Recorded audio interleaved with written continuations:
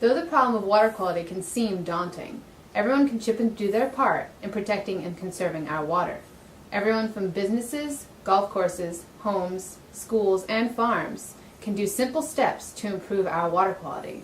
From avoiding pesticides to conserving water to preventing runoff and erosion, reducing non-point pollution can be simple if we're willing to do our part.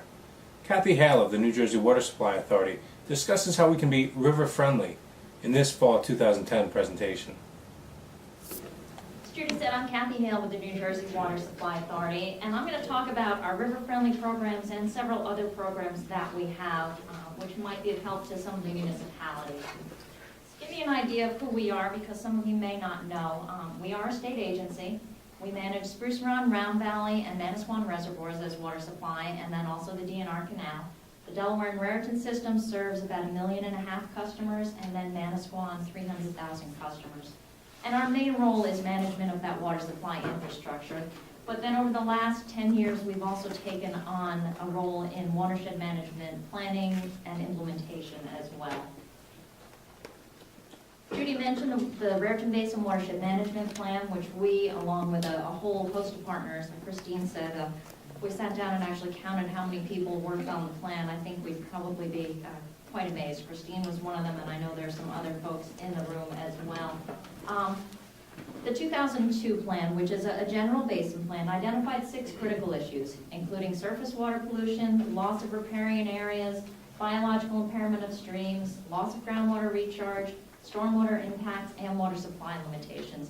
And I think one of the key pieces of data that came out of that plan is that 30% of our historic riparian areas have been converted to urban and agricultural uses. And we've all seen the impacts of that.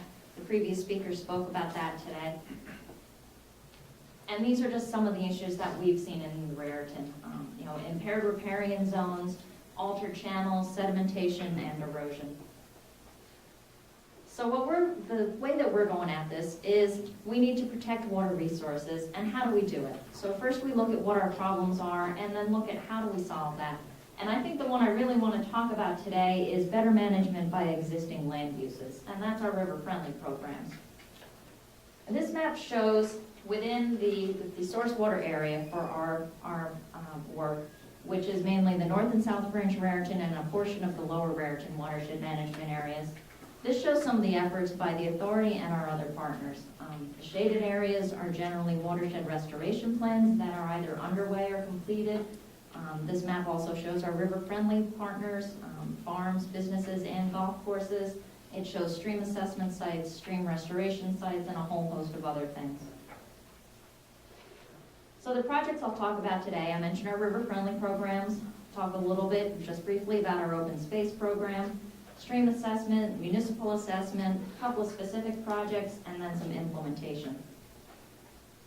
So we, at this point, have 5 river-friendly programs. There's the golf course program, the business program, the farm program, resident, and schools. And I'll have to apologize ahead. I really have nothing in here about the farm program, because I thought Christine was going to talk about it. That's a program that North Jersey RC&D implements for us. At this point, we have 18 participants in the golf course, business, and school program. Several of those facilities have been certified to this point. There are 7 golf courses, 2 schools, and then the rest are businesses within this program. And some of those are those large pharmaceuticals with those huge lawns. And this shows our river-friendly business and golf participants. The yellow are the business participants, and then the green are the golf courses. These 2 programs are really a partnership between the facility and the authority. We set up a set of actions for the facility that are tailored so that they can achieve an increment of improvement in terms of how they manage their property. And these programs are really looking at the facilities that have a campus type setting. Obviously golf courses have a fair amount of land, but then we are looking at the businesses such as the pharmaceuticals along 202 and throughout the basin that have a land area that you can work with, so to speak. So we're looking for specific and measurable actions in 4 different categories: water quality management, water conservation, wildlife and habitat enhancement, and then education and outreach. The River-Friendly School program is something that we're really just starting. At this point, we have a public elementary school and a private school that are just coming into the program. So we have both ends of the spectrum, which is gonna be kinda neat. And what we're doing is modifying the business program for the schools. We're focusing on expanding the education and outreach programs a little bit and tailoring them to their curriculum needs. Obviously, the public school has very specific curriculum things that they have to cover. So it's our challenge to try and match what we ask them to do with their curriculum needs. We're gonna have a little bit more leeway working with the private school because they can do kind of whatever they want. We're also looking to tie their classroom learning into outdoor education activities and to utilize programs like Project Wet and Project Wild. We host the Lower Raritan Watershed Ambassador, and if you don't know about the Watershed Ambassadors program, grab Rick, who's from my office afterwards, because he's a former Watershed Ambassador who we hired. Jen House with our C&D is also a former ambassador, and they can tell you more about that program. But they're a great resource for the schools to use. The other thing that we've really tried to do with the schools we're working with is to tie their actions to community activities, such as the River Friendly Resident Program and different stormwater improvements that may be going on in the community. Vanderveer School in Somerville is our first public school that's in the program. We've installed 2 rain gardens on the school property.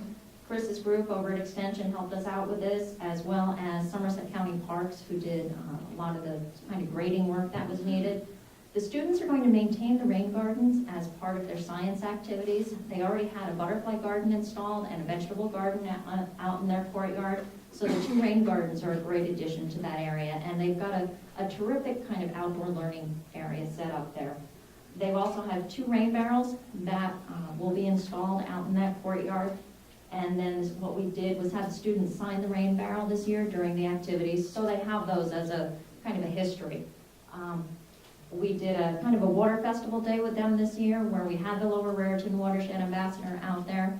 They've also had presentations from the ambassadors over the last 2 or 3 years on different water and non-point source related activities. The River Friendly Resident Program is a little bit different. Whereas the first 3 programs I spoke about, we asked the facility to make an increment of improvement. In the River Friendly Resident Program, we're looking at what you're doing. If you want to do something more, that's great, but it really is a self-certification and a pledge of a landowner to manage their property responsibly. We ask them things, do you pick up after your pet? Do you have a rain barrel? Do you have a rain garden? How high do you mow your grass? All sorts of different things like that. One of the things we're trying to do a little bit more now is tie that into some of our targeted implementation projects. For instance, we have a Delaware and Raritan Canal project that I'll be talking about, and we'll be looking at some of the neighborhoods associated with that. Same with our Peter Brook project.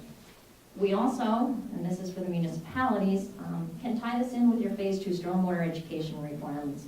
We have a presentation that we've put together that goes through the questionnaire, talks about why the different questions are important and what you should be doing. So it's something we've done for a couple of municipalities.